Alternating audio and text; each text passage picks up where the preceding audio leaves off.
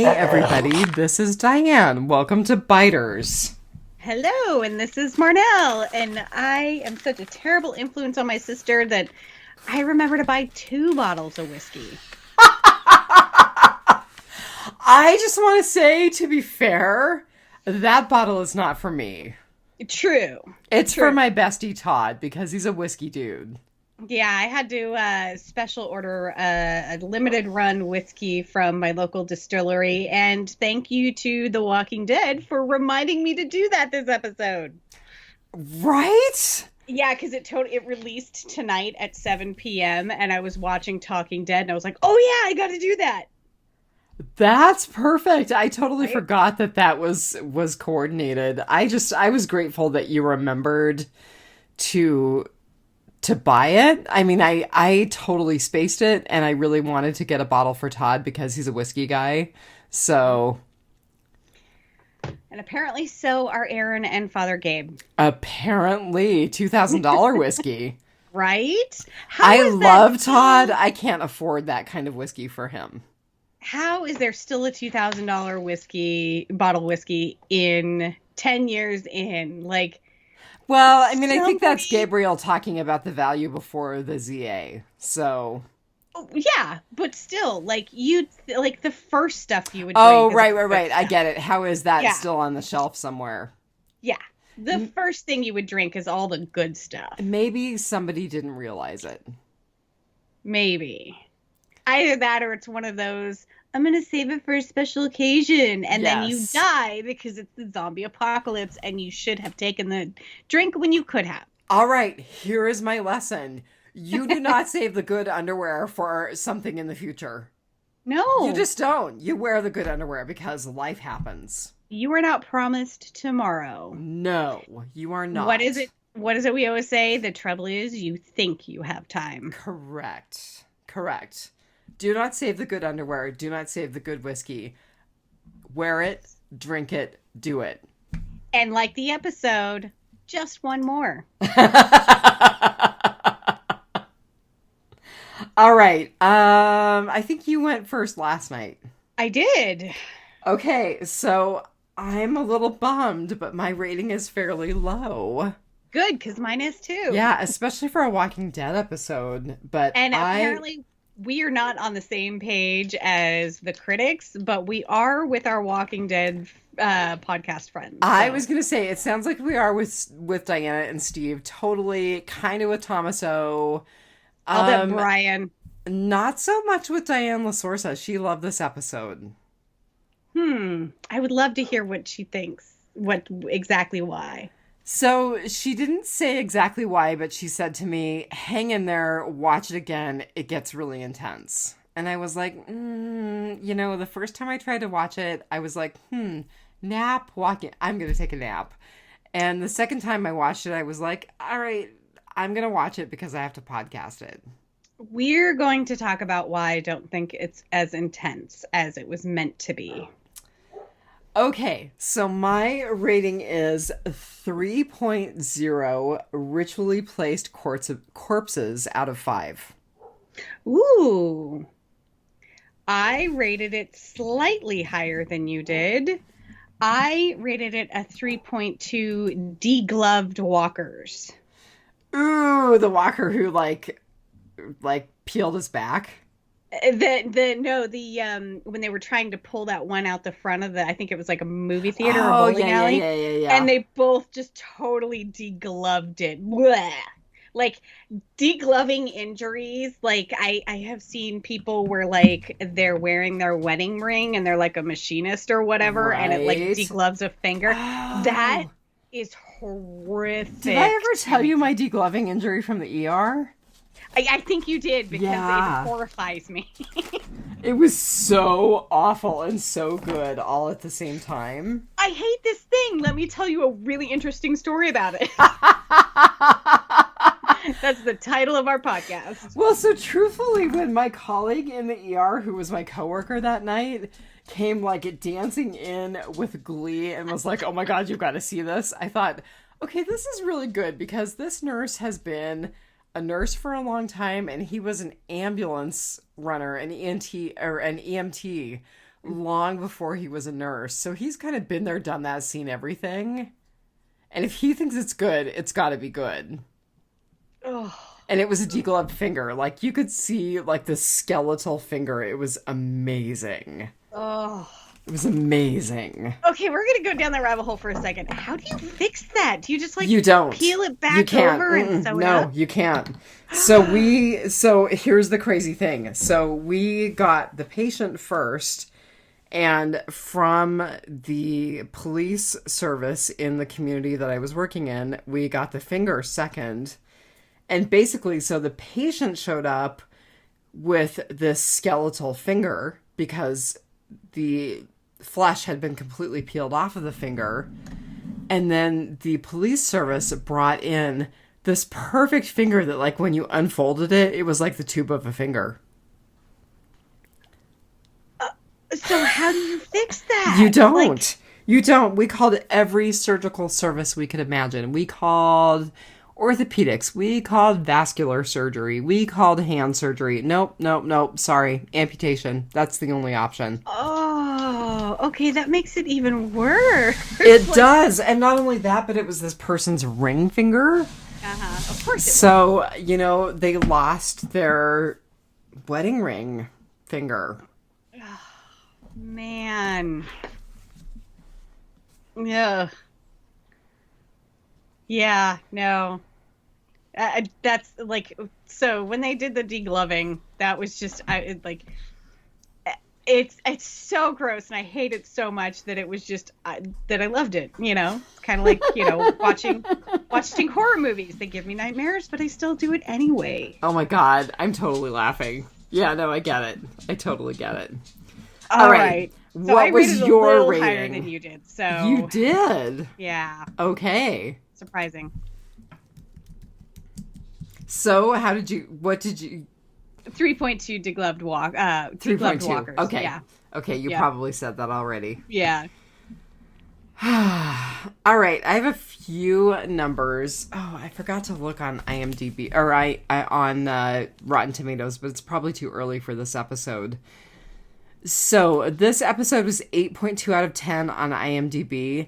Comparatively, Find Me was only 6.7 out of 10 on IMDb, which I actually thought Find Me was a way better episode. Me too. But I think we're just stupid and sentimental. Maybe. Because, you know, Diana loved it, but Steve didn't. Mm-hmm. I don't know. And then looking at the Forbes guys, you're right. Paul Tassi doesn't seem to have. He did 10C, the premiere of 10C, but he hasn't done an article since then. But Eric Kane, you know, didn't like last episode as much as we did. He loved this episode. Yeah, he's like, this is like the second best episode. Oh my God, I have to back up. So we are podcasting 10-19, episode 19 of season 10. Or if you are counting in the alternative way, this is 10C3, also entitled One More. Sorry. Yeah, nobody's counting it that way. No, I think we're the only ones who are still doing that. So the only other numbers I had, Find Me was 2.26 million views same day. And I was so disappointed. So disappointed because I loved that episode so much. And I think back to the glory days when we had nearly 20 million views. Yeah. And I was like a low episode was like Find 11 million. Me deserved this kind of viewership. You know, I'm really going to be curious to find out what the numbers are going to be for the series finale in season 11. Oh. But again, it's so hard to compare because of the different viewing habits now. Right. Than 11 years ago. Yeah, we've totally talked about that. And I think it's unfortunate that there's not a good way to count people who are watching it on AMC, people who are watching it on AMC Plus, people who are watching it on Premiere, people like you and me who are AMC Plus, but we're getting it through Amazon or Sling or whatever. Yep. Because there's just not really a fantastic way to track what the numbers are. So I agree. We've talked about it before. We probably don't need to keep saying it, but it doesn't reflect what's really going on in terms of viewing. No, and you know what's crazy is I feel like right around the time that when Glenn died and everyone's like, I'm never watching this show again. I think that was like right around the time that people started watching it via other platforms. And so it just so happened to coincide with that. So artificially the numbers dropped. Well, less people than we think stopped watching the show. I know people make a big deal about, oh yeah, I stopped watching that a few years ago. I don't think there's as many people out there who stopped watching it as it's made out to be. Quite truthfully, when I talk to people, every time someone says, oh yeah, I used to watch that, but I'm not watching it anymore, I would say 8 times out of 10, people say that they dropped off in the episode where Glenn and Abraham were killed. Yeah, I mean, I can see that being the reason, but I feel like the number of people the numbers are artificially deflated because of the difference in viewing habits since then. So I 2.26 million just does not sound like... No, it doesn't. It doesn't sound right at all. No, no. Okay, our title, One More, obviously comes from... It's Gabriel saying to Aaron, we have to do one more. Just one more.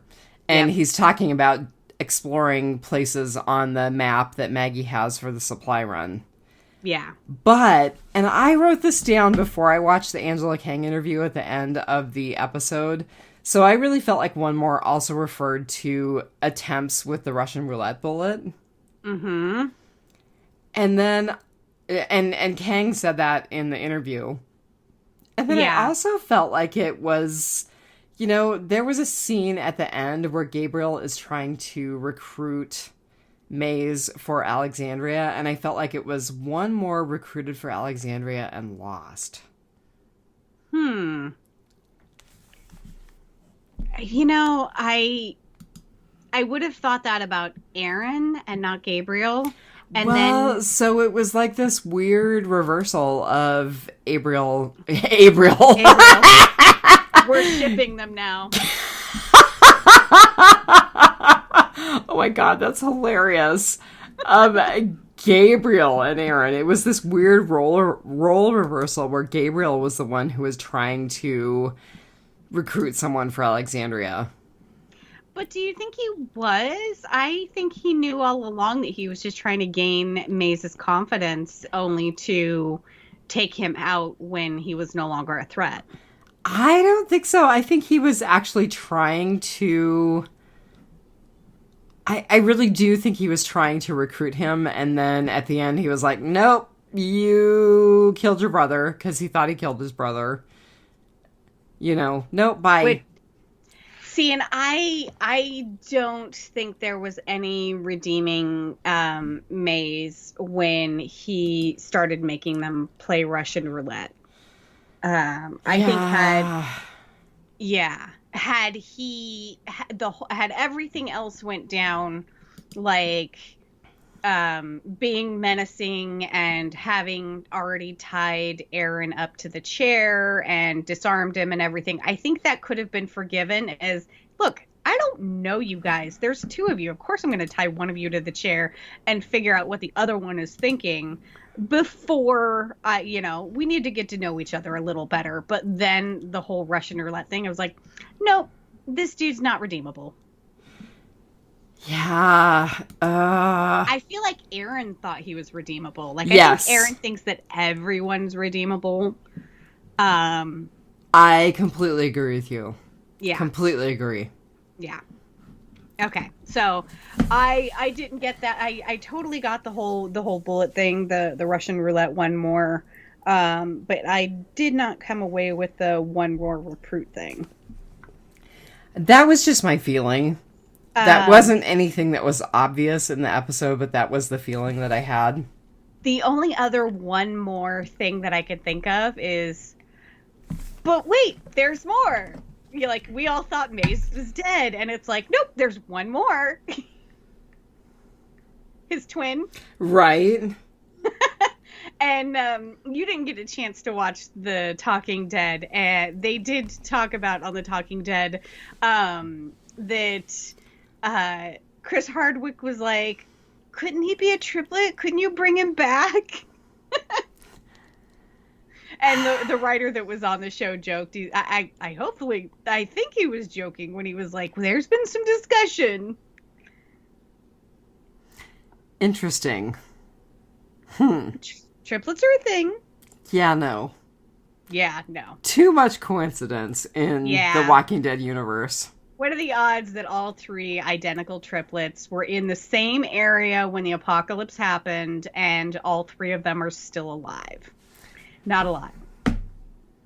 Although Walking Dead is good at coincidence, so... It is. But that's slightly more than a $2,000 bottle of whiskey 10 years ago.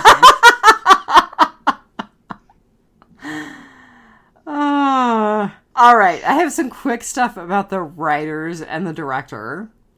So the writers, we have talked about one of the two writers before. I'll talk about him first. So Jim Barnes wrote Ghosts and Stalker. And I have to tell you that because we loved Ghosts and Stalker so much, I was actually really disappointed to find that he was involved in this episode. Yeah, and I think I would have probably liked this episode better had it come before the last episode. Like, I feel like this was kind of a letdown. It fell a little flat when compared to last week. Yeah. So, although we're not necessarily. Damn, I can't speak. We don't represent all of the Walking Dead universe because Steve was like adamantly opposed to the last episode. Yes, he was. I was very surprised at his distaste for the last episode. He did have some distaste for the last episode. You okay, I agree. Steve? Do you need to talk? Like, we're here. Oh my god, that's hilarious. Steve, do you need a moment? Do you need a safe room? Oh god, so funny. Okay, so Jim Barnes, we love him for Ghosts and Stalker. We don't love him so much for One More. He has also worked on Gotham, Falling Skies, which I've heard of but not watched, and Nikita, which I have watched maybe one or two episodes. He also worked on Timeless and Revolution, neither of which I've watched. Have you? So Revolution was an amazing post-apocalyptic. I think that one of our listeners was recently talking about watching Jericho. And if you like, no, it was actually a friend of mine who doesn't listen, but was like, "Oh, Jericho's great. We love Jericho." And I said, "Oh, Lenny James is in Jericho." If you liked Jericho, you would really like Revolution. Same kind of vibe. I think Revolution was an EMP, and Jericho was Jericho nuclear? I don't know. Like, basically kind of the same post-apocalyptic-y. We kind of have to live without our technology, and it, it's post-apocalyptic without zombies. And then Falling Skies was also very, very good. I think I dropped off end of second season or early in the third season. And it was just one of those things where it's like there were so many other shows and movies and things on my plate that it was nothing about the show that I fell off, but it was kind of post-apocalyptic alien invasion. So Barnes has a thing about post-apocalyptic writing, so he seems to do it very well up until this episode. I know, I'm sighing very heavily because, you and I talk all the time about how the list gets longer. And I would say probably the top two things on my list right now are The Stand 1984, and WandaVision, top 3, and Rick and Morty, which I'm still watching. Because it's so funny. Oh my God. Yeah, so my list is long, and Jericho is way down, and Falling Skies is farther down. So probably never will get back to the top of the list again. I would rate Jericho over Revolution. Like I said, I really liked Revolution. It's only 2 seasons, whereas like Falling Skies is 5. So that's quite a bit of viewing. But Jericho actually ended after 1 season, and it was a cancellation. Really? It was a cancellation, and I thought it was more than that. So the fans got so mad that they pulled a little trick on the studio. And this was kind of back before this was kind of a thing. I think they actually even started it. You know how like somebody says something, like something dumb, and all of a sudden people start mailing them that dumb thing? Like the legislators who talk about how menstrual products are not a necessity. Oh, so then people will send them tampons. Yes. Yeah. Yes. So people start sending them like thousands of. So what happened was at the very last line of the last episode of the first season of Jericho, the star of the show, Skeet Ulrich, has a line, and I think it was a general or a president that he was kind of quoting, and like he's basically like, "Aw, nuts." And so the fans of the show, in order to get it reinstated to wrap it up for a second season, started sending the studio pounds and pounds and hundreds of pounds of nuts. It got so much that like people started like crowdsourcing, hey, don't just send them a bag of nuts, like basically PayPal us money and buy it in bulk and have crates of nuts delivered and pallets of nuts delivered to the studios. And finally the studio's like, okay, stop sending us nuts. Oh my God, that is funny. It's such an amazing story. I think I have told it a couple of times on on some of our shows, but it's so amazing what the power of crowdsourcing can do, especially when we're being annoying. Girl, what was that Australian zombie series that was so good that we fell off on? Was it Wormwood? No. I'm looking it up real quick. There's so much good television, and we just fall off. Yeah. Like, if you take too long of a break and you're not as big of a hit like TWD, then you're going to fall off my plate. Glitch. Yeah. That's right. Yes. Someday I need to get back to that. Yeah.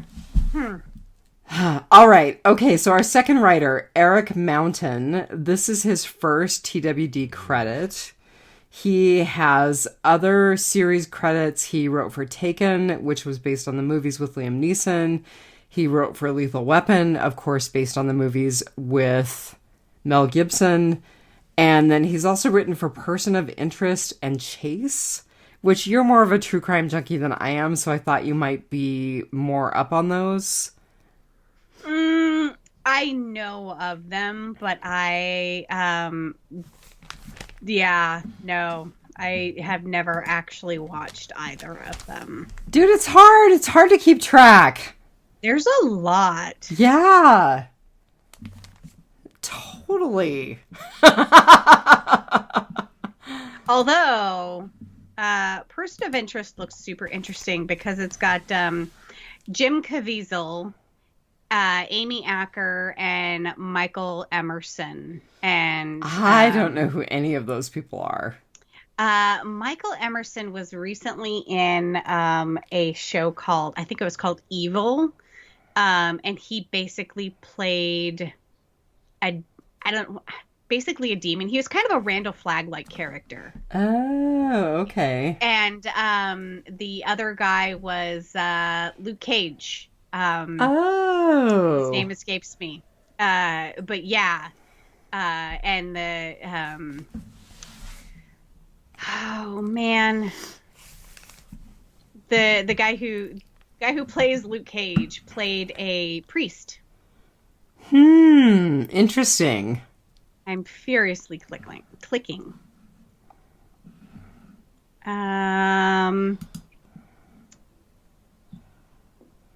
Why is it not coming up? Oh, that's weird. He's like not listed like at the top of the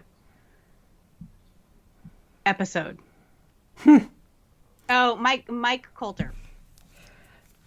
I feel bad that I fell off on Luke Cage and Jessica Jones and that I don't know the name of the character from Luke Cage. I mean, Mike Coulter. Yeah, because he was great and Jessica Jones was great.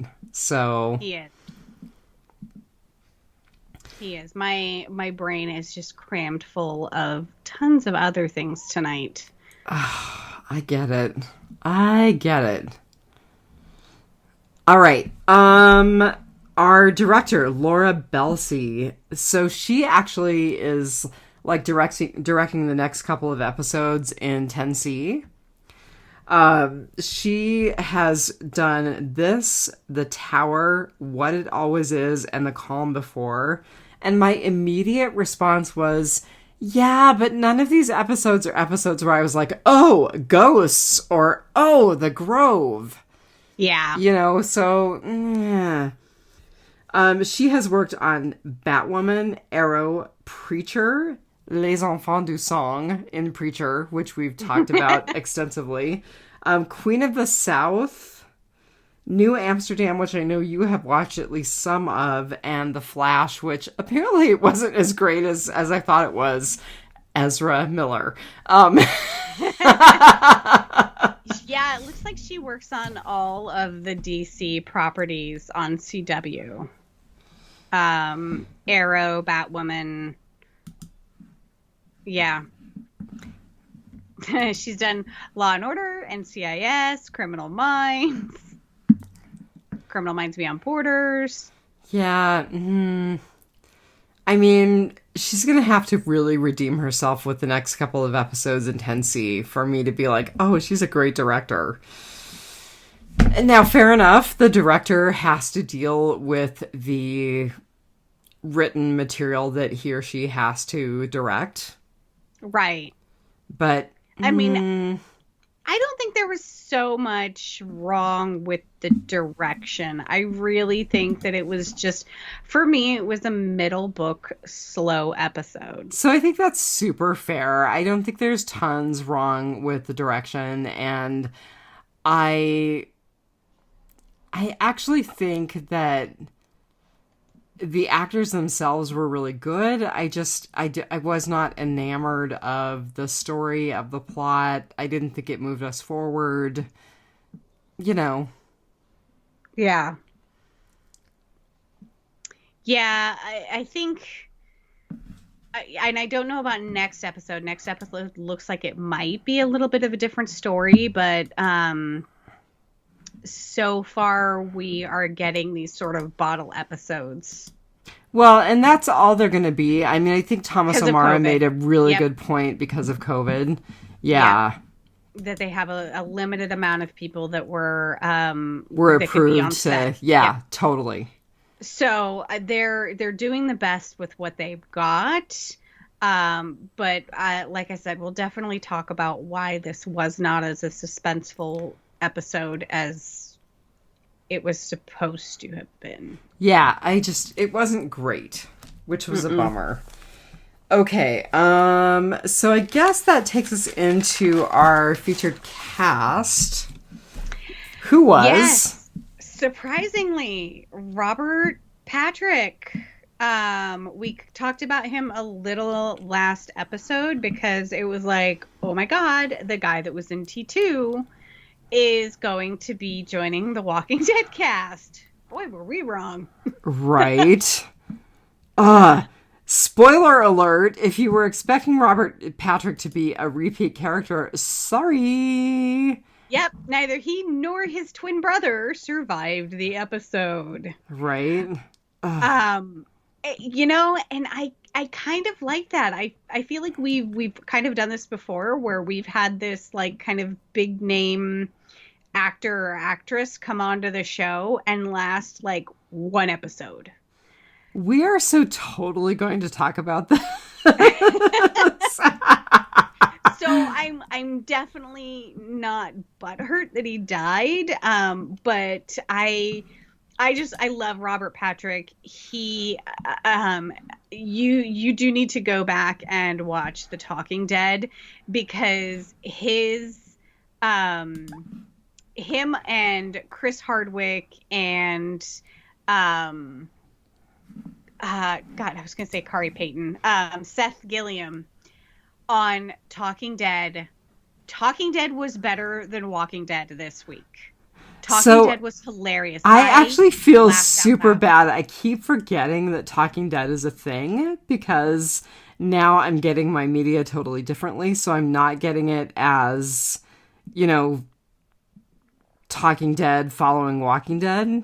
Well, and I feel like there was also a brief period of time where they weren't doing it. Talking Dead, or it was only available on AMC Plus, and I hadn't gotten AMC Plus yet. So yeah, definitely go back and watch Talking Dead because there were 2 times where I think we were supposed to laugh out loud on Walking Dead this episode, and I didn't. I didn't think they were that funny.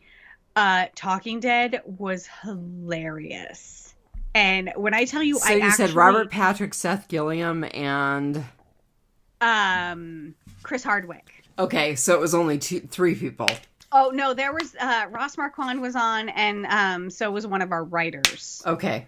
And so it was a full cast, but the byplay between Robert and Chris and Seth was just hilarious. Robert and Seth basically took over the show for about 10 minutes. Nice. It was funny. It was really funny.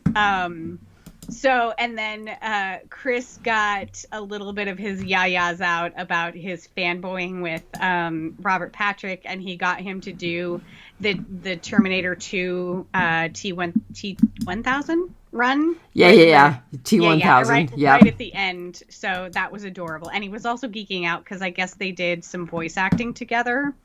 And instead of the voice actors doing it individually in sound studios, they did it at like kind of a table read. And Chris said that he's like, I can tell you now, but I like the entire time I was like, he's like, I was geeking out the entire time in my head. And so Robert Patrick he was so gracious and flattered. Oh, and he's just I always like that when an actor is really gracious like that. Yeah. For a guy that has been doing this since 1987, he's super down to earth and just very funny and very welcoming. So he is on Twitter. And I just lost it. Crap, I have to go back and find it because his Twitter handle's actually really funny. So his Twitter handle is at Robert Patrick T2. Oh, I like that. So he is on Twitter. His Twitter has a lot of he tweets a lot about his work. So he tweeted a lot about his Walking Dead. I would recommend his Instagram though. He has got some awesome pictures from behind the scenes and pictures of motorcycles and he has I know he has one dog. So he has a German Shepherd who just turned 4 years old, and his name is Blitz. Oh, And so hi, Blitz. he posts about Blitz a lot. But then it looks like he also might have what did I tell you? A Pyrenees or possibly a Maremma. Yeah. It's one of those big, like, super big floofy white dogs. Yeah. Yeah. Less floof, though. So Maremmas are less floofy than Great Pyrenees, generally speaking. Yeah.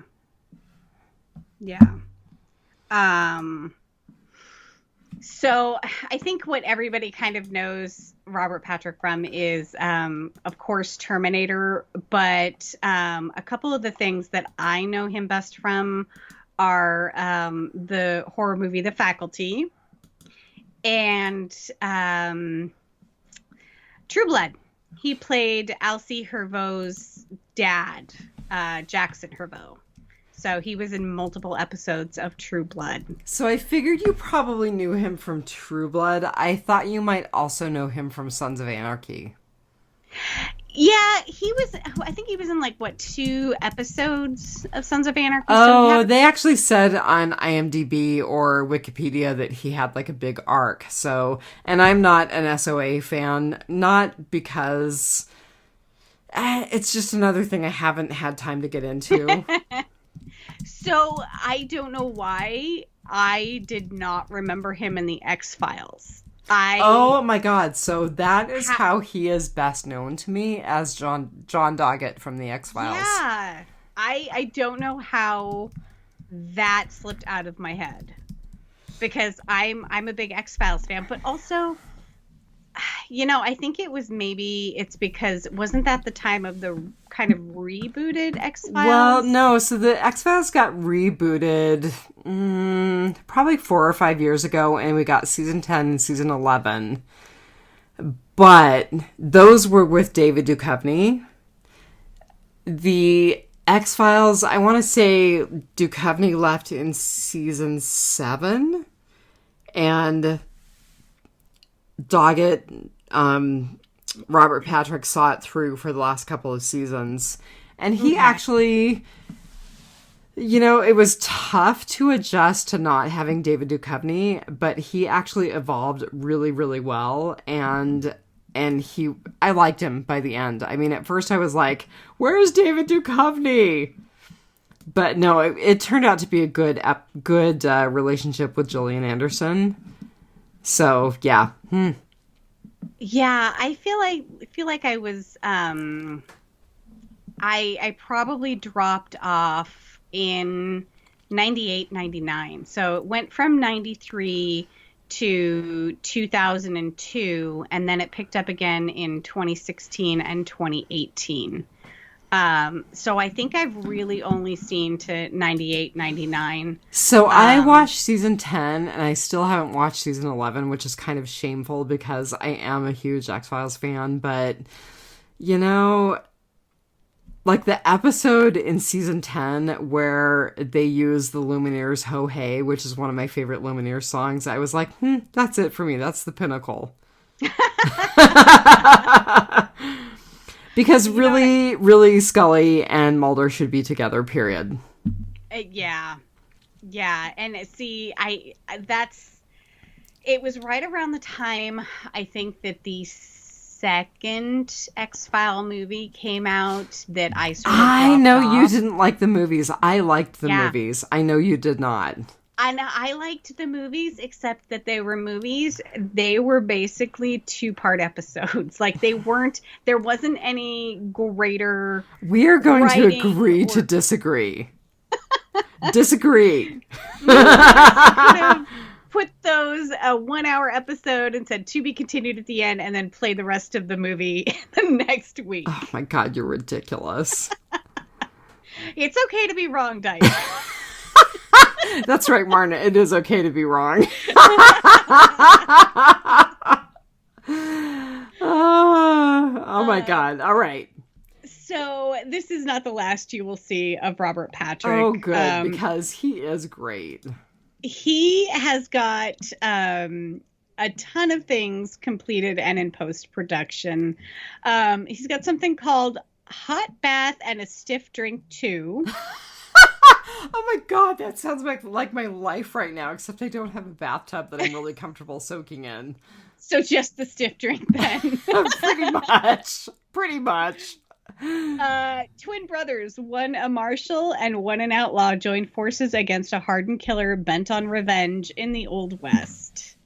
You know, I've never been a Western kind of, but I find myself liking them more and more. So I have to keep an eye out for that. It says it's completed, but it doesn't have like a year for release. So I don't know if maybe COVID's affecting that. But he's also post-production The Asset, What Josiah Saw, No Man of God, and then the series Peacemaker, not The Peacemaker, just Peacemaker.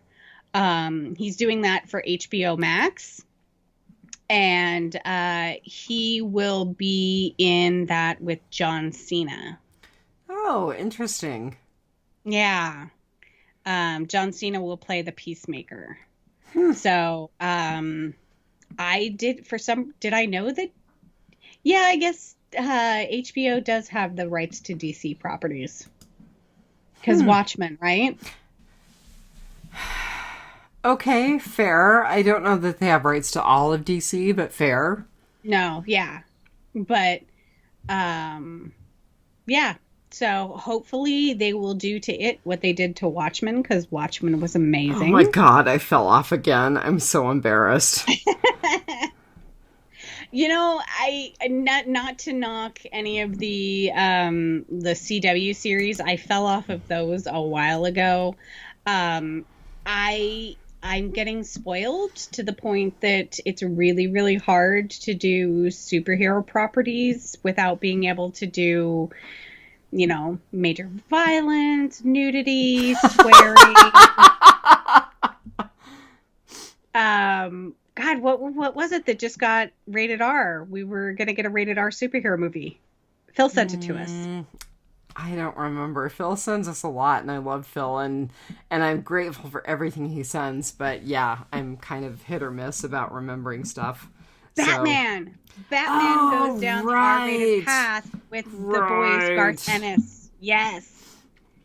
So I'm super excited. I think you need R ratings in these. Look, Deadpool. I mean, the boys. So well. Yeah, Deadpool and the boys. Yeah. That's everything you need to know, right? Yep. So I'm really excited that they're going to be doing. I don't know a lot about Peacemaker as a comic book, a superhero movie show, TV. But I mean, John Cena and now Patrick Robert. So Robert Patrick. I'm there. Okay. I'm totally there. I want to say a couple of things about Robert Patrick before we wind up. So he has been a lifelong supporter of the USO, www.uso.org.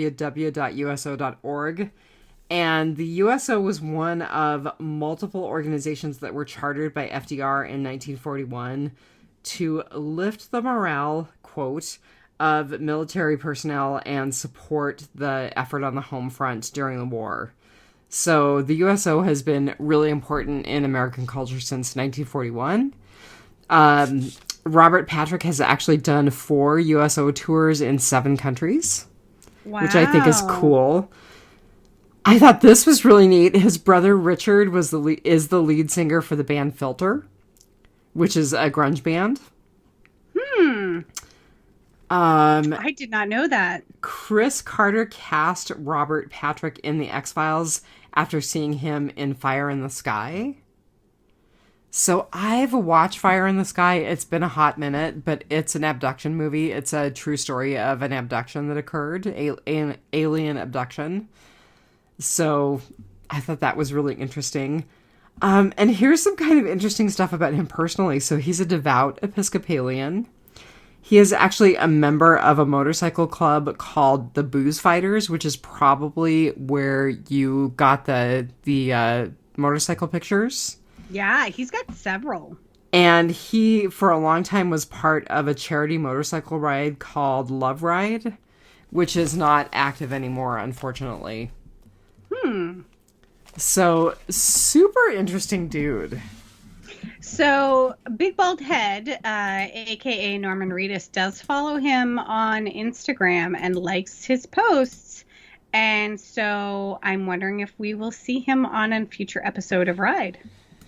Oh, that would be super cool. Yeah. You know, that would be a nice collaboration's probably a better word. Yeah. Because of the motorcycle aspect of things. So, yeah, that would be cool. So I know that your other half is watching Ride, so let me know. Yeah, so I'm hit or miss. I'm so hit or miss. I think it was the first episode was Josh Brolin, and I love Josh Brolin, but the episode just didn't stand out to me. I lost interest really, really quickly. In fact, you actually called me like 3 minutes into the episode, and I answered the phone, and you heard me say, "Don't pause it." I did hear you say "don't pause it," and I was like, "Oh my gosh, what's he watching?" And you were like, "Right, it's all good." Yeah, I was like, it's fine. Like, I came back a little later, and I was like, "Yeah, I'm okay with missing this one." It was funner talking to you. That's because my life is crazy. Yeah, and we just don't talk enough. Right. We only talk 4 or 5 hours a week. So right? 6 hours a week. So. All right. Anything else to say about Robert Patrick? No, that you can, like I said, he has an amazing Twitter handle. You can go follow him, Robert Patrick T2, and then RP Fighter on Instagram.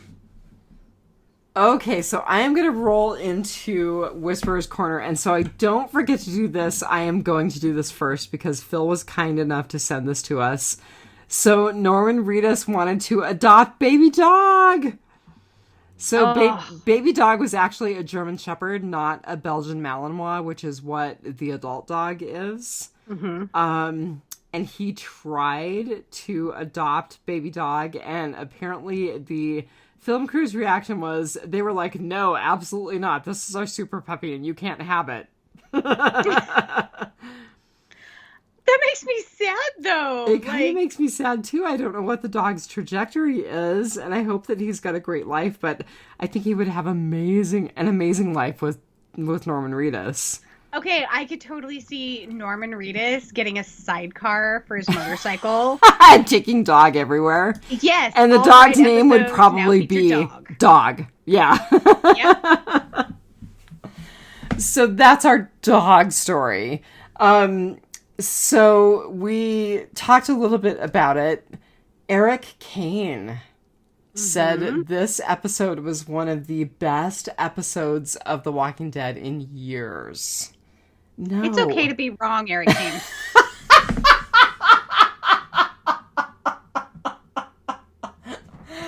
It's okay to be wrong, Steve. Actually, Steve's right. It was horrible. So he actually said that Find Me left him feeling hollow. I'm like, are you dead inside? We joke about being dead inside. Find Me did not leave me hollow. No, in fact, it gave me some peace and it gave me some hope. Like I said, Daryl found, even a sliver of happiness, much less than he deserves, but more than we thought he had, anyway. Yeah, no, I mean, I'm disappointed that Daryl doesn't have continued love in the apocalypse, but the fact that he found some love and got some sex during the apocalypse, that makes me happy. Yeah, because, what other character has not paired up at some point? I'm thinking for a minute. So Carol has. I mean, yes, people like Rick Aaron has. have lost. No, but Aaron paired up. I mean, he had his boyfriend and he had Eric and he had Jesus. Right. Maggie paired up. I mean, even Carl got Enid, and now Enid has what's his name? Well, Enid's dead, but yeah, Enid had Yeah, oh God, I'm blanking on his name. Colin McAuliffe is the actor. yeah, Ah, yeah. And so like everyone has paired up, and well, I appreciate a story about a man and his dog. Like, it's been 10 long years for Daryl. And I don't think that Merle probably allowed him to be very active beforehand. I think Merle was very controlling about who Daryl saw and what he did with his free time. So, no, I yeah. think you're right. I don't think Daryl had any kind of hookup before the ZA. So, Yeah. yay, Leah. Not that I think that like Daryl had been celibate, but I just don't think that he had that sort of relationship with anybody before. Agreed. Yeah. Okay, second thing, actually third thing in Whisperer's Corner. So the $2,000 whiskey was actually Dwayne Jones whiskey. Who's Dwayne Jones, Marnell? The guy from Night of the Living Dead? No, Morgan's son. Oh. Yeah. So on Talking Dead, So it's a giant Easter egg. They had I thought that they had something about it being also a callback to the Night of the Living Dead. Possibly. Okay. I don't know because I didn't watch Talking Dead, and it's been a hot minute since I have watched Night of the Living Dead. Right? But it is totally a callback to Morgan's son. Gotcha. Yeah. Pretty cool, huh? Yeah. So the water tower that we hear referenced after Ezekiel is pulled down into the muck and gets covered in mud, which I thought was a great visual. That is Gabe. Oh, good God. Oh my God. A lot of wine tonight. I am committing the racist error of like, the black dudes are all interchangeable. I am so sorry, everybody. That is so horrible. Merlot. All I can say is Merlot. Okay, let me try this again. The water tower that is referenced after Gabe gets pulled down in the muck and gets covered in mud is actually a reference to Gabe's actual death in the comic book. Mm-hmm. So Gabe gets killed at a water tower. And he actually gets eviscerated at a water tower. I thought it was the windmill. No. Well, no, it's funny that you say that. No, I think it was a water tower. Anyway, I thought that was interesting. Totally not Walking Dead related, except that it deals with one of our main actors. So JDM is coming out in a movie called The Unholy, which sounds right up our alley. So he plays a disgraced journalist who explores basically a demonic incident in the midst of a Virgin Mary manifestation. Ooh. Right. It's kind of The Exorcist meets JDM. Huh. It kind of reminds me of like Stigmata, the movie Stigmata. Well, and it has Carrie Elways from The Princess Bride.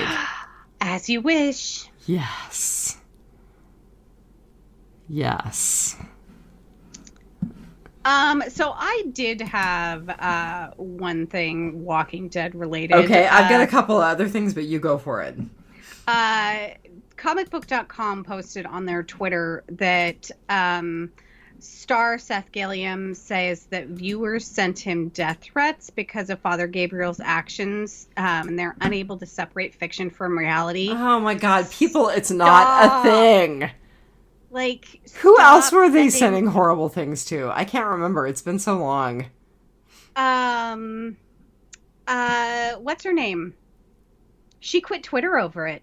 Oh, Laurie Holden, who played Andrea. Laurie Holden. No. Or was it Sarah Wayne Callies who played Laurie?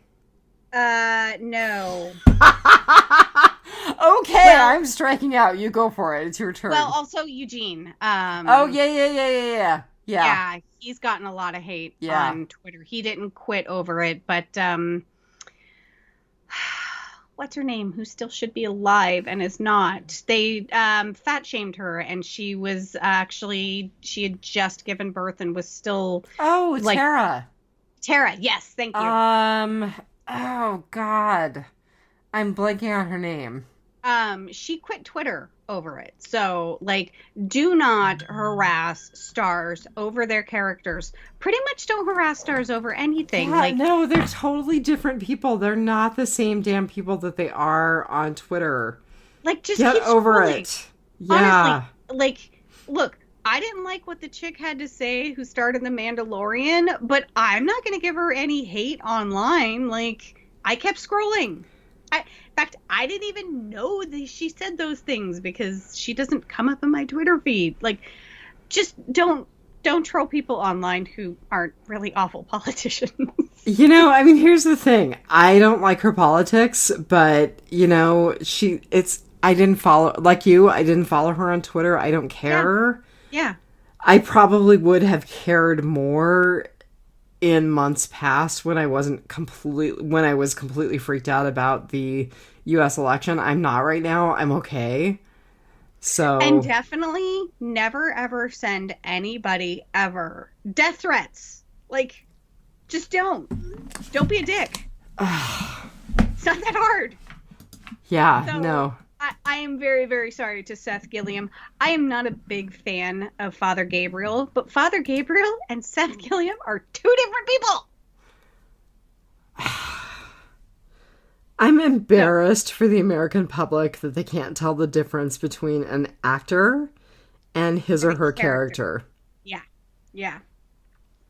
Come on, people. Do better. Do better. Do better. Yep. All right. So that was my contribution. I just had to get that out there. All right. I have a couple of things still left in Whisperer's Corner. So, Fear the Walking Dead's current trailer apparently shows a lineup very similar to when Glenn and Abraham were killed.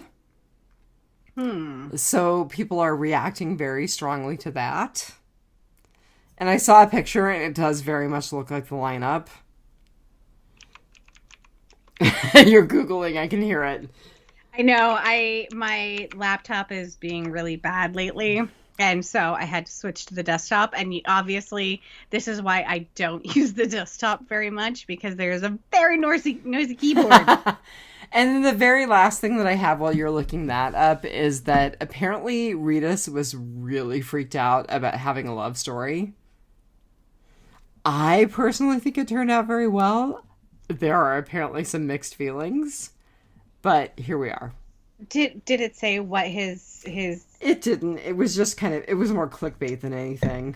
Okay, because I was going to say, like we talked about, I think that it was very well done. It was not, like, drawn out and lovey-dovey and ooey-gooey, and it served its purpose and it moved on. It was completely unnecessary to show them kissing passionately and then fade to the blowing curtains and then have pillow talk. Like, we didn't need that, and we didn't get that, and I loved it.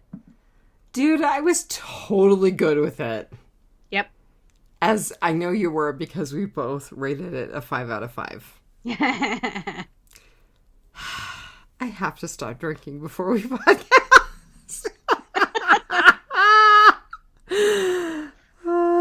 Here we are.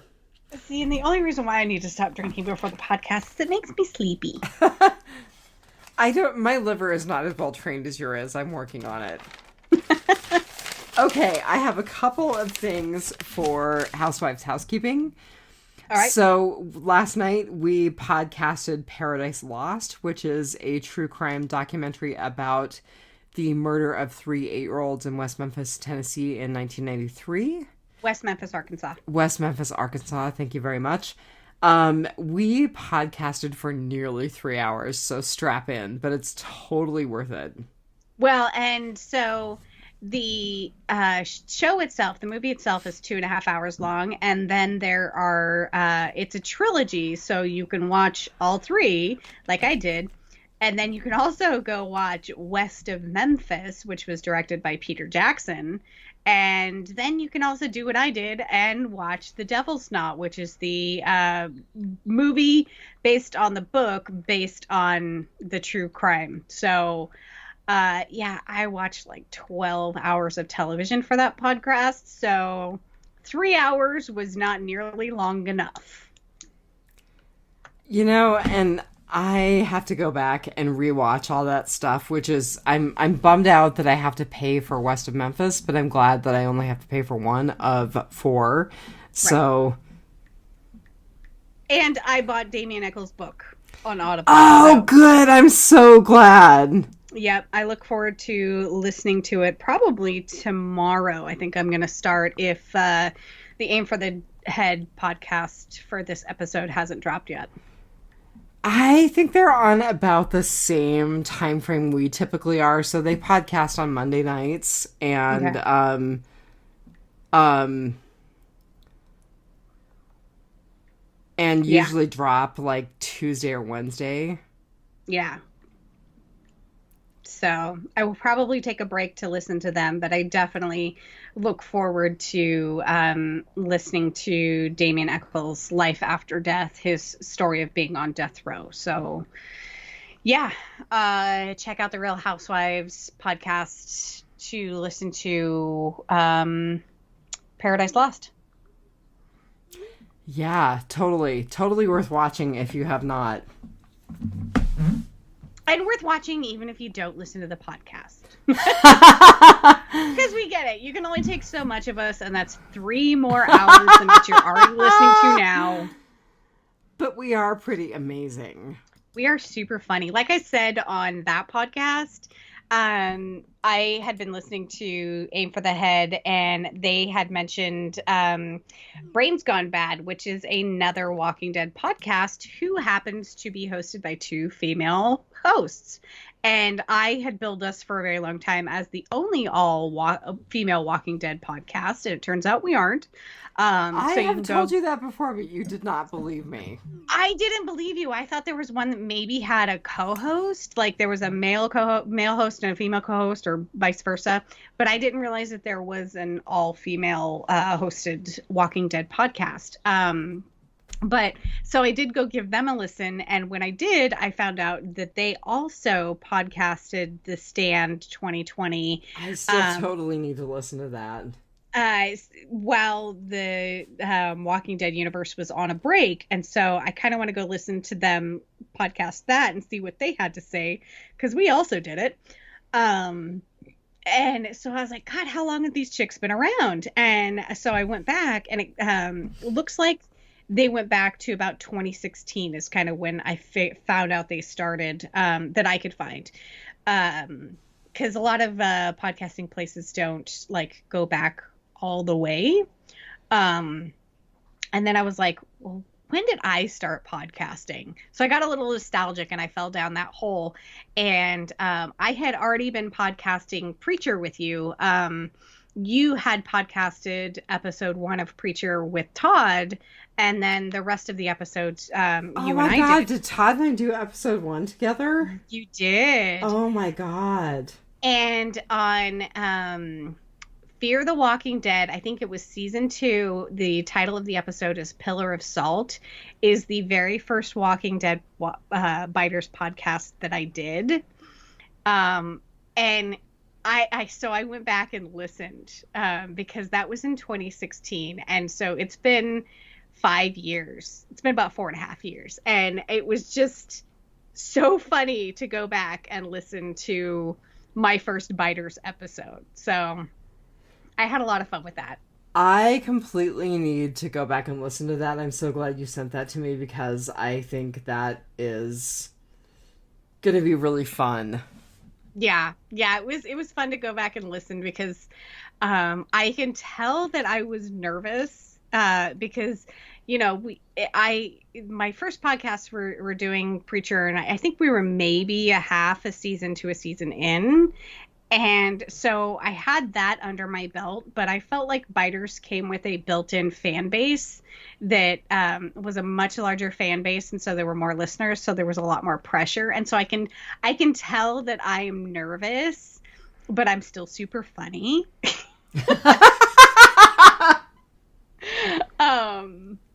But yeah, like I said on the Real Housewives, I've definitely gotten over my nervousness about podcasting. Now I just have to maintain my filter. Because we don't have to have a filter on Housewives, but we have to have a filter here. Yeah, and what's funny is that I actually find it harder to let go of that filter. Really? Yeah, so it's been so ingrained to me that when I'm podcasting that I kind of have to clean up my language, and that when we are podcasting on the Real Housewives, like I almost try and censor myself, and then I am like, oh yeah, I can say the F word. So I still have to be careful. I'm kind of somewhere between like having to filter and having to be careful. And now that you've drinking, listen to me. Now that you've drank like half a bottle of Merlot, I completely blame you. I take full responsibility. It's all that trip to Sephora 2 years ago. I was completely ruined. Yep. Oh. My life is amazing. I will only take partial responsibility. Okay, so a couple of other things we mentioned them on Real Housewives last night. I'm going to mention them tonight. I am watching Rick and Morty, and I'm completely obsessed. It's so funny, and I sent you a breakdown of the first episode today. I did see that. I probably should watch the first episode before I watch a breakdown of the first episode. Probably should. Like, I was trying to find, like, a little, like, clip from episode 1. You just need to suck it up and watch episode 1. So where are you watching it? Are you on... So you have to pay for it on Amazon, which kind of sucks. But, I mean, it's honest that it tells you how much I'm enjoying it that I actually bought season 1.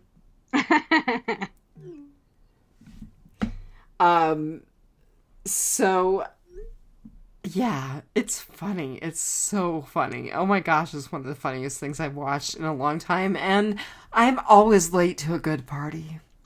But at least you get there. Right? So the other thing that I wanted to say, and I mentioned this on Real Housewives last night also, but I just have to mention them again, the band The Dead South and their song Hell, I'll Be in Good Company, because yeah, when I go to hell, I'm going to be in good company. Right. So, highly recommend. Save me a seat. All right. So that gets us an hour and 8 minutes into our goods, bads, and uglies. And I guess it's my turn to go first, isn't it? It is. Okay, so my good is that there were some amazing visuals in this episode. Like, stuff that I hard loved, which is completely, contradictory to the way that I rated the episode. But the couple and their child cuddled together and covered in flowers, that totally made me think of Neanderthal burials. Oh, good Lord, Smalls. The couple together on the mattress, the skeletal couple that was like in bridal clothes, that was beautiful. The blood on the dandelion and then the other flowers, but specifically the dandelion at the very beginning of the episode. Loved. Right. Totally loved. So there were some amazing visuals in this episode, and if they had just been able to carry that through, I probably would have rated it higher. Yeah, those struck me too. I liked the when they were walking up to the burned out house and the couple and the Oh, child. yeah, it made me think about Alexandria, the burned out house. Yeah, and I was also when they were like, I wonder what happened here. And oh, what did he say? He said, we'll never know. Which I thought was a really lame piece of writing. It's like, do you really need to say that? That's kind of telegraphing, but okay. Well, and also, like, the horrible nihilist in me was also like, what always happens? You know? Because those were very definitely people who died or were killed and didn't become walkers because they wouldn't have been in that position. We've seen walkers come out of a burning forest fire, burning buildings, things like that. So if they had, killed themselves with like pills or poison or something like that because they couldn't take it anymore and like laid down with their child, like they would have been walkers. So in my head, they were killed, and that, that's how they were laying when they were killed, or somebody put them down after they were walkers and laid them. So that was obviously, there was some other thing involved. And so in my head, I was thinking, well, what always happens, like somebody killed them, or somebody had to kill the walkers, or like, I just, what always happens, because this episode had a very prominent thread of, is anything ever going to be the same again? Or, are people all bad? Or is it always going to be, good guy versus bad guy? And it's what always happens. But yeah, I liked that visual. And then I didn't quite understand the visual on the roof. You had the two on the mattress, but you had two that seemed to have been tied to poles. So the thing that the roof did for me is it called me back to season 4, episode 1, 30 Days Without an Accident, which is where you're up on the roof in the big box store and the helicopter crashed through the roof. That was really what it brought up for me. Yeah, I had a lot of questions. And the flowers just, it made me think of Look at the Flowers. But I also appreciated the dandelion with the blood drip, because I'm like, oh man, that was a one take. Like, you had to get that in one take, because it's not like you could clean that dandelion up and then retake it. But I really liked the visual of the walker that was leaning up against the post or the tree. And he had been there so long that, like, when they threw the rock at him and he got up, like, he was stuck to it, I just, we haven't had a lot of good walker stuff in a while, and it seems like they're kind of focused on that, and with good reason. I mean, if you can only have a few socially distanced walkers, then make it count. All right, but I am going to tell you, and this is Rotting Potpourri, I was disappointed in how cruddy the walkers were. Like, the walker who was coming out of the window, I was like, this isn't very good. What didn't you like about it? I didn't feel like it was good special effects. I kind of feel like, I kind of feel a little bit like Nicotero is phoning it in. Oh, hey, so apparently I'm on Facebook, and Robert Patrick is on Ride. Oh, good. Yeah. Nice. Yeah. Speaking of good, my good. This is a very long middle booky episode that even Thomas O'Mara agreed it was middle book. Yeah, I kind of think it was it was kind of an unnecessary episode. I mean, it's one that like you don't have to watch to understand what's going on in the Walking Dead universe. But, you know, and I've said it before, I'm not a huge fan of Father Gabriel, not Seth Gilliam. The actor is great. Don't troll him on social media or send him death threats. But my good in this episode was the scene with him talking about Father George, his mentor.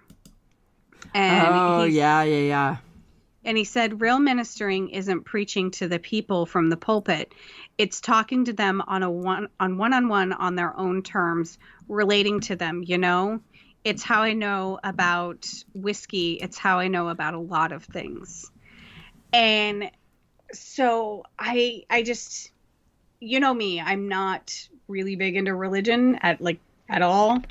But anyone who gets anything from religion, you know, whether it's comfort or peace or joy or anything like that, go for it. And, you know, I feel like that's how it's done best, is not when you're preaching from a pulpit. It's when you're connecting on an individual level with people. And there's a lot of people right now, and probably in the future going forward in our world, that are going to need that. You know, it's been a very long time since a lot of people have had a one-on-one close communication. And there's a lot of people that have a lot of you know, PTSD and everything coming out of from COVID and lockdown and losing jobs and things like that. And so, I just like how he kind of realized that he needs to start connecting with people better on a one-on-one basis. And it kind of seemed like he was starting to do that this episode. And we'll get into, you know, him not actually doing that.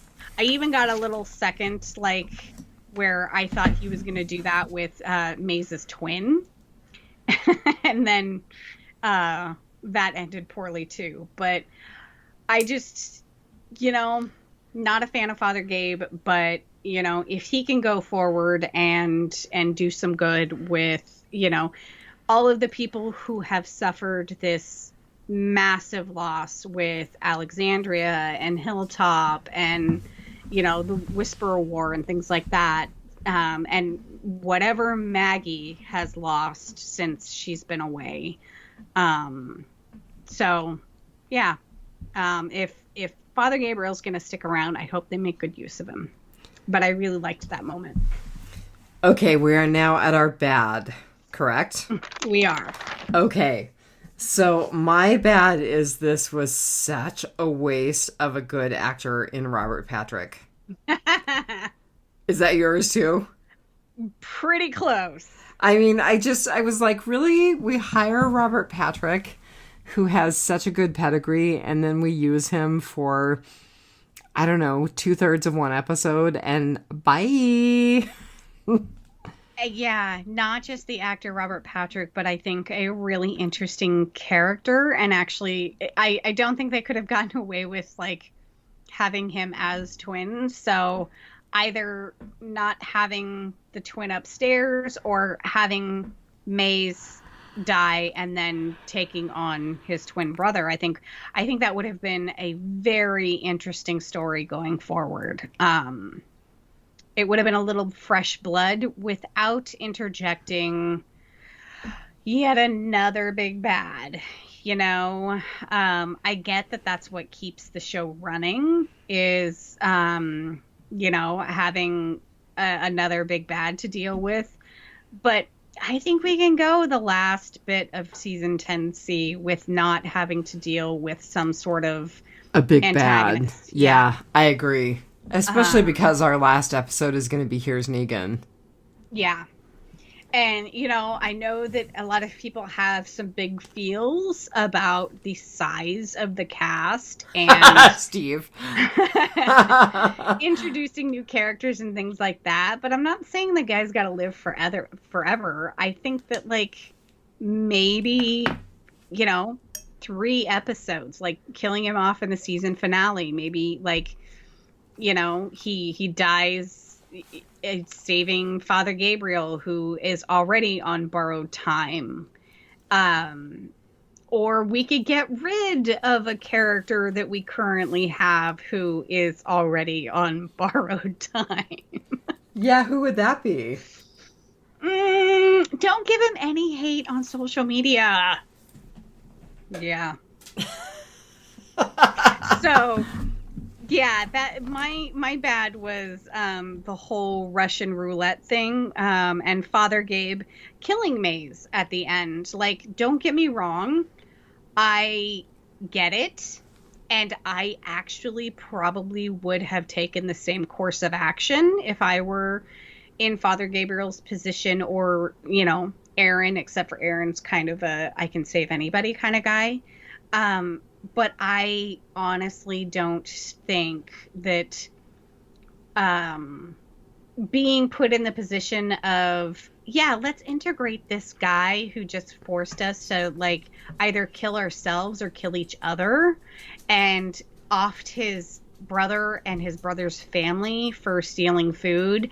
I don't think we can reintegrate him into our society. Like, no. So I get why Father Gabriel did it, and I don't blame him for doing it. I just think that wasting the character of Maze and his brother was just it was completely unnecessary. This entire episode is unnecessary. But to be fair, we have reintegrated Negan. True. Just saying.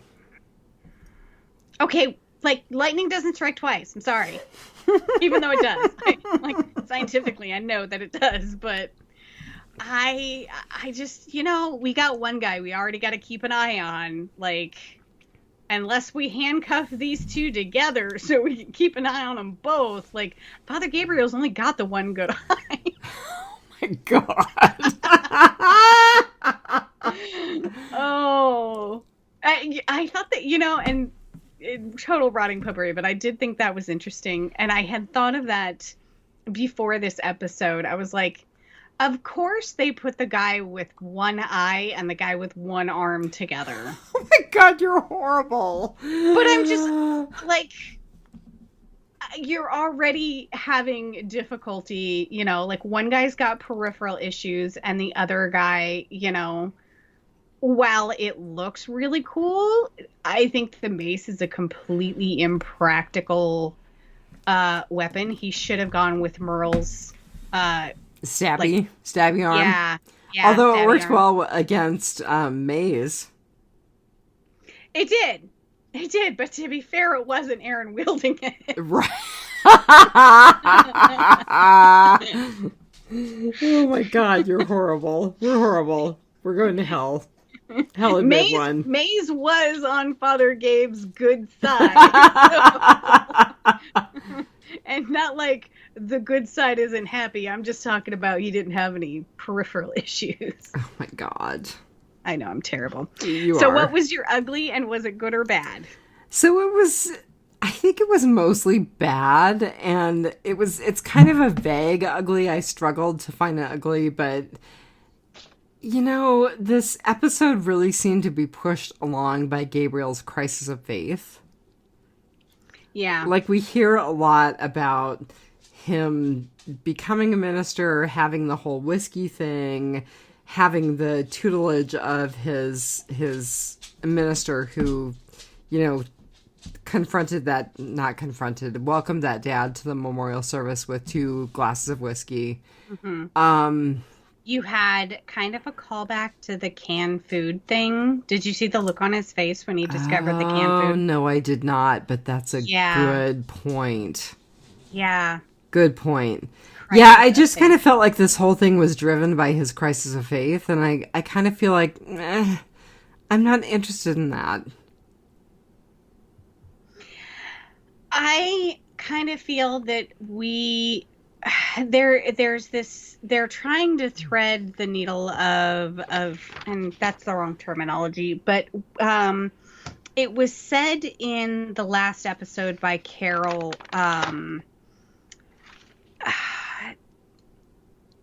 do you really think things are going to get back to the way it was? Mm-hmm. Everyone keeps going back to that.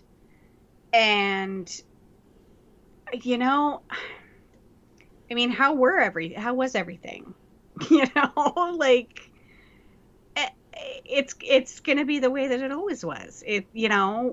Before the Whispers, it was the wolves. Before the wolves, it was the saviors, or maybe I have those backwards. Before that, it is the way it's always been. So this is normal. This is the way it was. Yeah, I'm not consumed about it going back to pre-apocalypse times. And I actually don't think our characters would be either. Yeah. I get what you're saying, and that kind of leads into my ugly, and the quote, "Evil people aren't the exception, they are the rule." Okay, that I felt was the penultimate quote of the episode. Yeah. And I get what they are saying. What they're signaling is that we are running out of good people because the bad people keep killing them. And everyone we encounter now is a maze. Everyone we encounter now is a whisperer or a wolf or a savior. Like, we're not finding any more good people, and we keep losing them to these bad people. Is it ever going to get any better? Is it worth it to keep fighting? What are we fighting for? Can we keep fighting? At this point, I don't think it's going to get better, but I think it's worth it to keep fighting, which is totally contradictory. Well, and I mean, what are you going to do? Stop fighting? Like, I get that right now we are kind of all consumed about the necessary things that you have to have. You have to have good shelter, which the fence has been knocked down, so they're rebuilding that, and we are out of food because our crops have been destroyed. I'm sure our food storages have been destroyed. Hunting doesn't seem to be going so well since the deer seem to be stupid enough to get ripped up by slow ass zombies. Sorry, I swore. But yeah, so I understand that, we're in the food, shelter, survival mode, and everyone's already exhausted from having fought the war. And, so it's just, I don't know. This is a really downer episode, after what we thought was a really good episode. But there also is this theme of everyone wants to get back to normal. And I'm like, this is your normal. Agreed. Yeah. This is normal. This is 10 years in. Yeah. Yeah. This is what you do. Like, it would be like me, when do we get back to normal? This is normal. Like, I go to work 5 days a week. Right, it's COVID. When are we back to normal? This is normal. This is.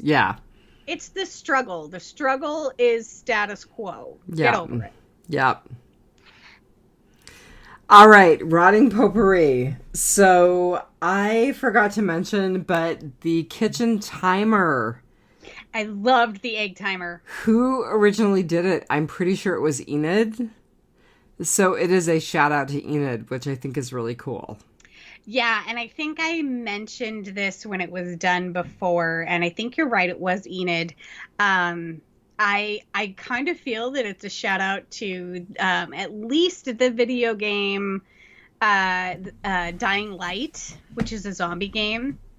Because one of the things that you can collect are egg timers or kitchen timers, and you do that. You wind them up and you throw them somewhere, and the zombies go over there while you can get away over here. So I just love it.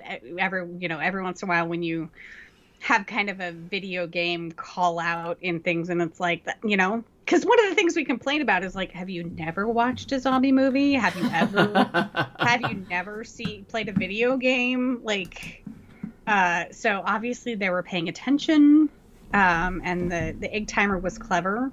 And along with the egg timer, I think it was Eric Kane's article that he talked about the weary dead. And that all of the zombies in this episode seem to be like very weary. There weren't a lot of them that were very animated. You had the ones that after Aaron was bashing on the side of the building, you know, they stuck their arms through. But, you know, you had the one that was leaned up against the post. You had the ones that were tied to the post. And then you had the ones that were basically sleeping in a field. And between the burned out skeletons and then the skeletons on the mattress, which leave another question mark for me, like how did they die and not become zombies too?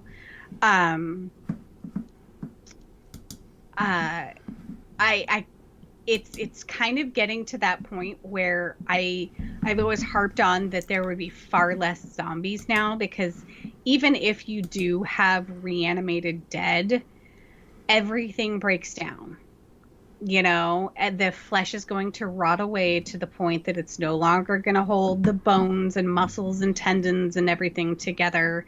And, you know, it can only crawl so far before its arms give out and, you know, then just completely rots away.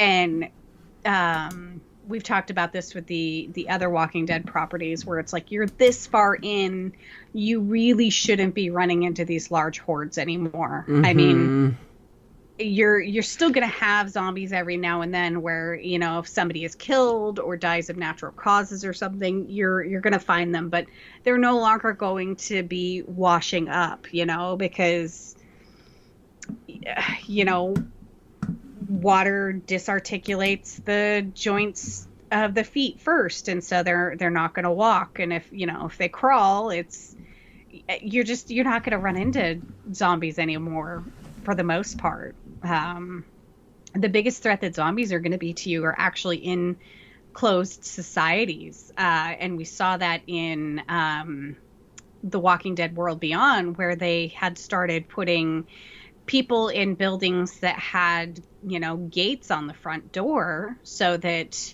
if the person does die in their sleep or something or has a heart attack, then you opening their door is not going to have them rushing out at you as a zombie. So we've learned to deal with it in a society, but, you know, the biggest zombie threat is, you know, the people that are walking around you dying of natural causes or being killed. So I just thought that was interesting that the zombies are slowing now. Well, and I've said it and I'll say it again. I was not impressed with the zombies in this episode. Although I did like the zombie who peeled himself away from the tree. Yeah. Thought that was cool. Yeah. But I feel like 10 years in, we're kind of losing some luster with the zombies. Yeah. Yeah, and again, we talked about it with The World Beyond, and I gave him the caveat that, like, if zombies are trapped in a building and not exposed to the weather, then okay, I think that they might still be shambling around, but still, meat rots away at some point. Mm-hmm. Exactly. So. I said it before, I'll say it again. I loved the kissing couple on the mattress. I just thought that was beautiful. I loved looking at it. I thought it was gorgeous. It did it for me. My gothic girl, totally dead inside girl did it for me. See, and I really liked the burned ones where they had the purple flowers growing out of them. Because we're cold and dead inside. So the two scenes that were supposed to be, I think, funny in this episode is Aaron laughing at Gabe in the mud, and then Gabe laughing at Aaron with the boar. Oh my God, that was my your screen. favorite episode, or favorite like scene in the whole episode was Gabriel laughing at Aaron. I just thought it was hilarious. I loved it. Loved that. Yes. See, and I was like, man, it's not that funny. Like, Oh, I Aaron, thought it was really funny. okay, one, boars are really dangerous. They are, to be fair, they are, and laughing at him over a boar was not the same as laughing at him over something less threatening, like, say, a possum, but it's still, I loved it. But I do have to say, like, he was going up to that door and he was like, hello, I mean you no harm. Like, right. And you hear what's on the other side of the door. You're like, oh, that's totally a zombie. You know, like, what is he expecting? He's expecting to, like, have some little girl playing with a doll or something. Like, no, it's something bad on the other side of the door, whether it's a bad guy who's going to attack you, or it's a zombie that's going to attack you, or it's a wild animal that's gonna attack you. Like, what was he expecting? So in The Talking Dead, I one of the thing that made me laugh out loud to the point that, like, I got a little dizzy. Ross Marquand said that they had wanted him to do a high-pitched scream, and he wanted it to be more like a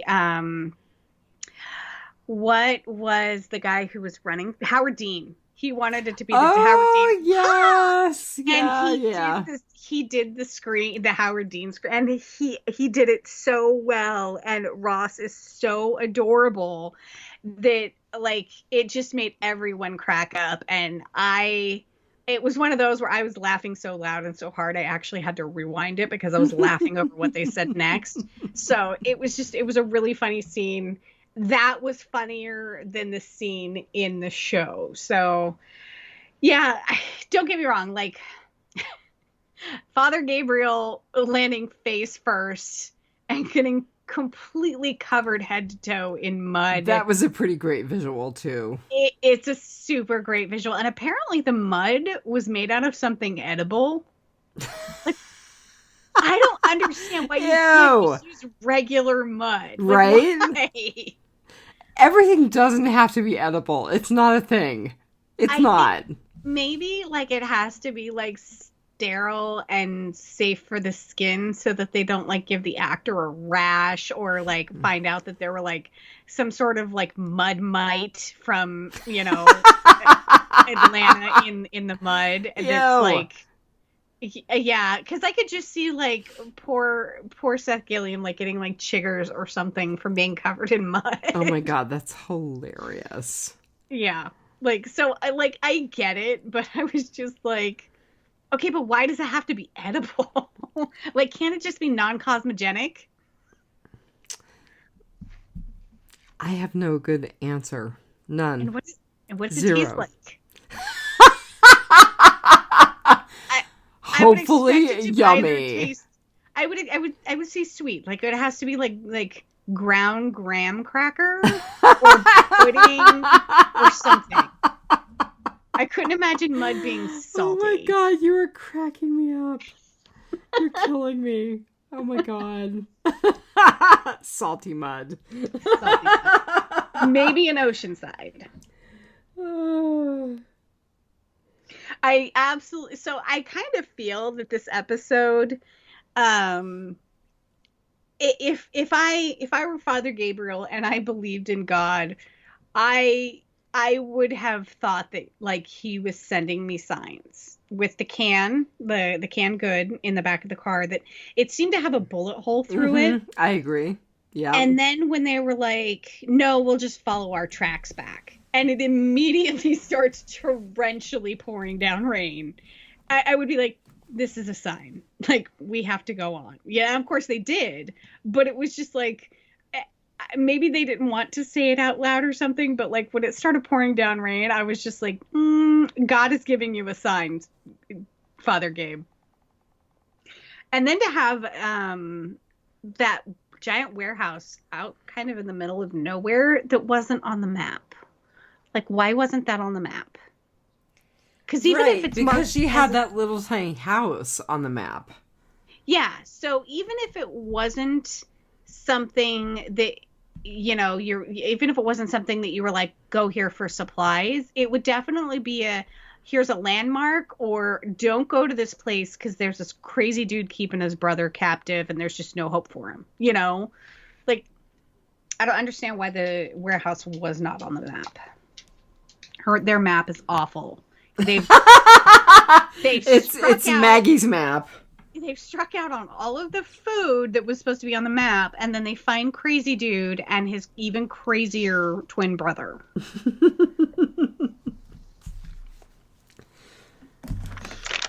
All right. Again, go ahead. Oh, I was just going to say, again, like, drink the whiskey. You don't know if you're going to make it till tomorrow. The $2,000 whiskey. You know, that is the message of life. Drink the whiskey. Buy the makeup, buy the dresses, drink the whiskey. If you are in the ZA and you are not in a secure location, you definitely need somebody who is sober enough to take out a walker if they get in. Dude, never would I think you would be my sober wingman.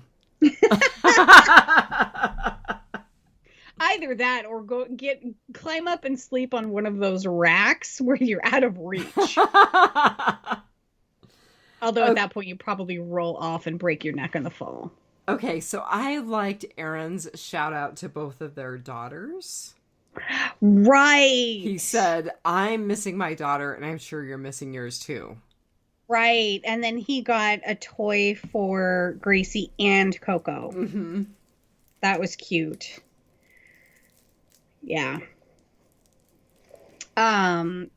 So did you feel that, I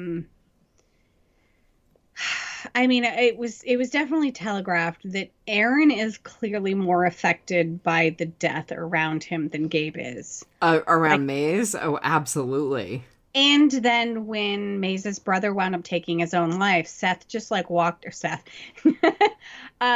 Gabe just walked over and started taking the canned goods, and Aaron's still standing there like, did that just happen? Which is really interesting considering this was driven by Gabe's crisis of faith.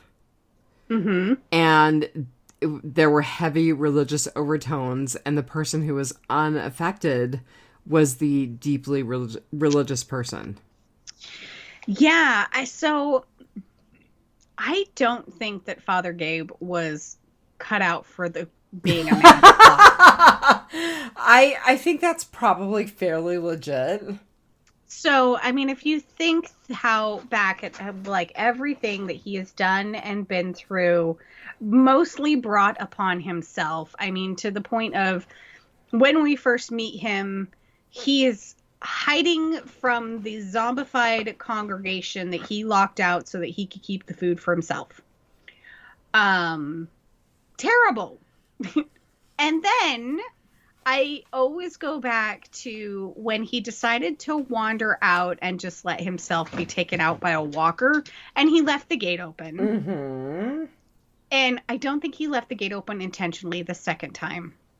I don't think that was, but like, he has just had some, and I say terrible storylines as in like they're great storylines, but like as a human being and a man of the cloth, like, yeah, like let him have his crisis of faith. Like let him take the collar off. Like he's just, let him no longer be Father Gabe. He's just Gabriel, Coco's dad. Except in the Walking Dead universe, he's Father Gabe. Yeah. He doesn't have to be that anymore because in the Walking Dead universe, he's already dead. I'm going to feel really bad when he dies. Oh my god. I expected Aaron to die in this episode. I really did. Yeah, what's funny is I keep thinking that they're going to kill Aaron off too. Like, I kind of felt that way ever since just after Negan saved him. I thought that was very, very cool that Negan saved him. But basically after that point, I was like every time I see him in peril, except this episode, I did not feel like either of these two were gonna lose at Russian roulette. Like, and I think had Father Gabe been the one with the gun when the round chambered, he would have just pointed over towards Maze and shot. Like, there's a bullet in there. You can either shoot Aaron or yourself, or I don't know, try taking a pot shot at the guy holding the gun on you. Somebody in the situation's gonna die.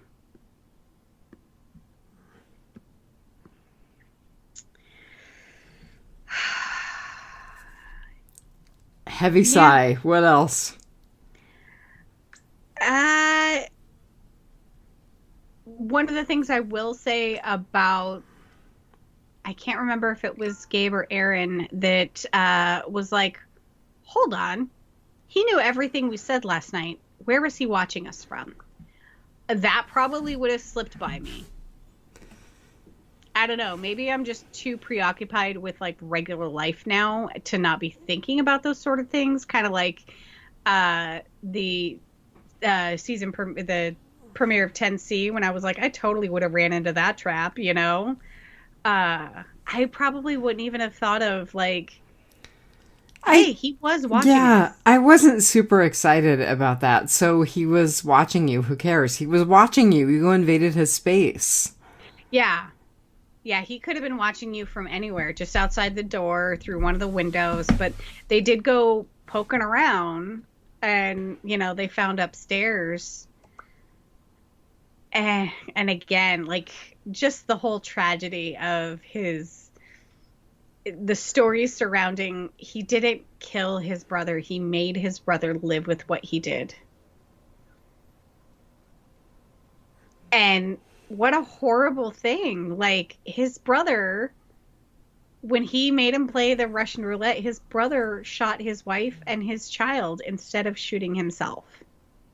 That's awful. This is just a really downer episode. Which is why we rated it so low.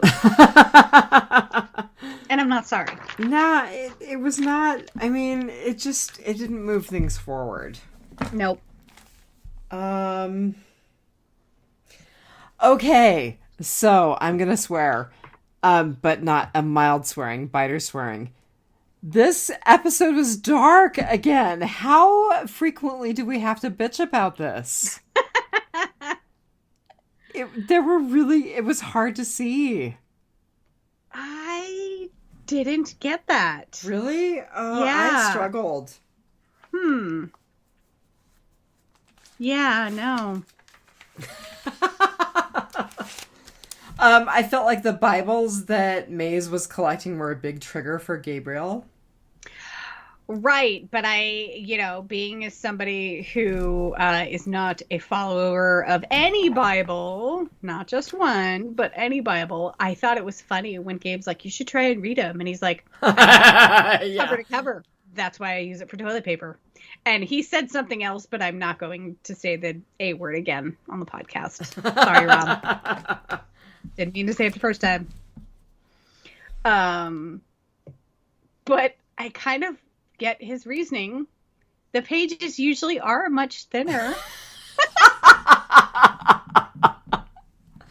All right, I have to talk about the whiskey. So Aaron says, oh, it tastes like vanilla, maple syrup, breakfast as a kid. And I thought, I have never had that with any alcohol. I guess I'm just not that refined and that cool. Crown Royale has a maple version. Yeah, but it's like maple. It's intentionally flavored as maple. It's not like, ooh, there's this $2,000 whiskey I'm smelling and it smells like maple and breakfast as children and vanilla. No. I've never had that experience, and that just says I'm a heathen drinker who drinks to get drunk. Right. So, and I was also thinking, God, those two have to be serious lightweights at this point. Like, right, because they're not exactly getting great alcohol.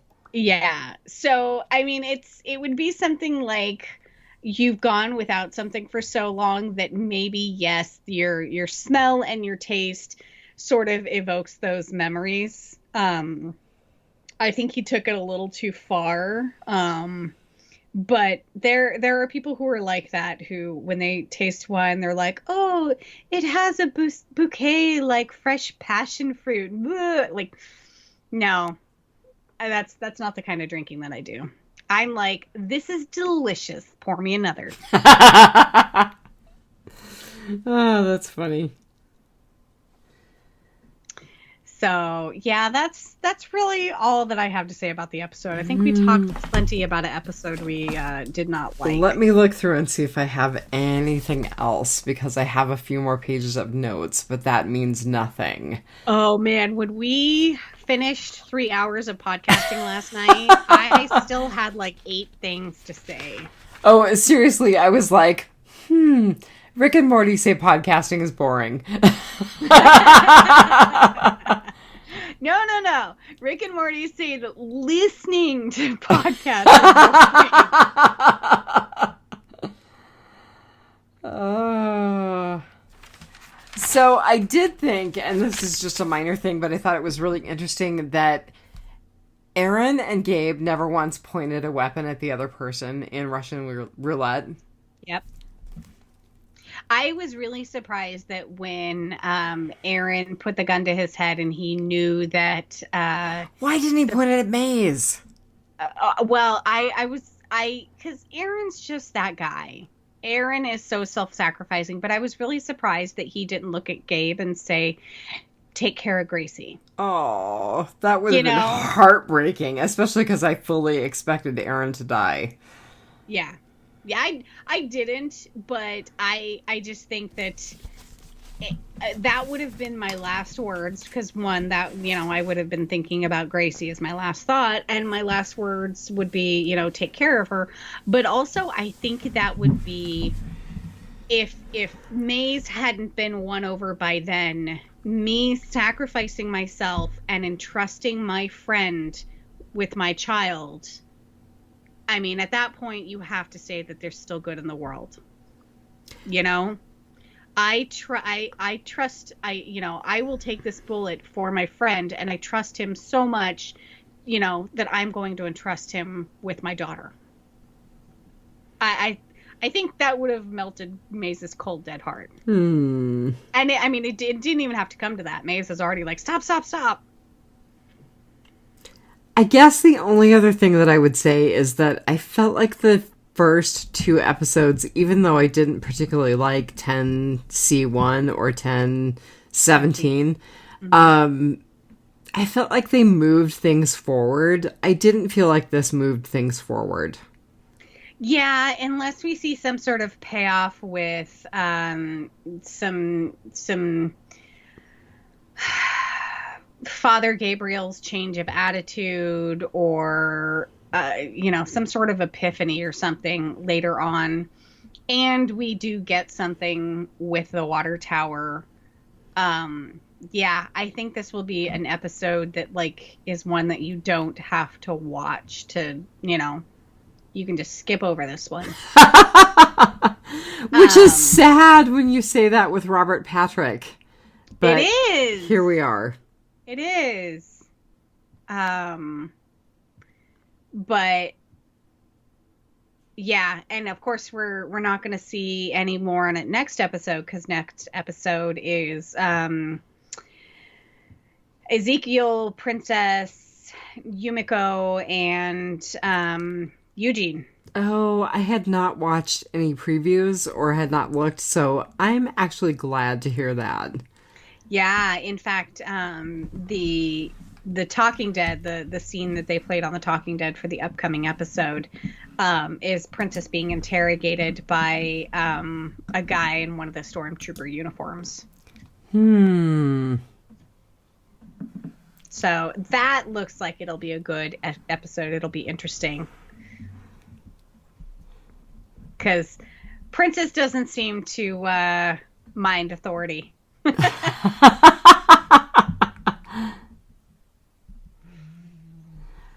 Well, anything else? No, that is all that I have for this week. Well, thank you for podcasting early. My body and my brain all day long have been like, it's Monday, it's Monday. No, it's not Monday, it's Sunday. No, it is definitely not Monday. I would have had to work today instead of moving a giant cabinet bed. I don't know why, but I've totally been thinking Monday all day, and the only thing I can think of is because we typically record on Mondays.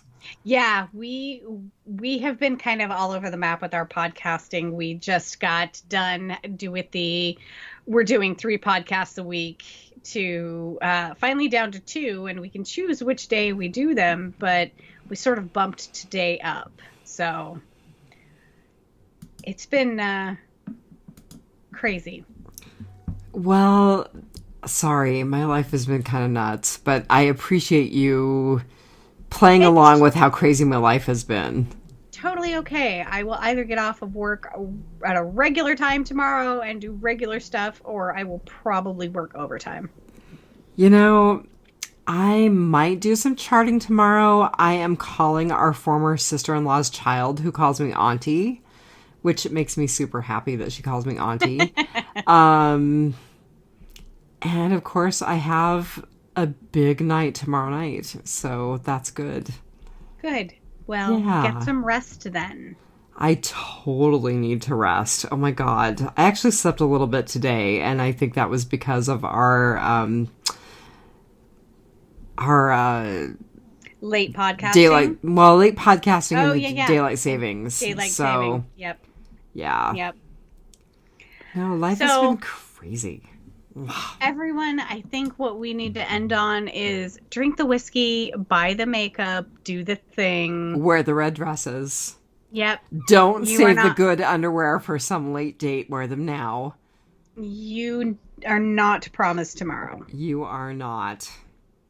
But until then, just remember, take it one dead day at a time. Have a good week, everybody. Have a good week. Bye. Bye.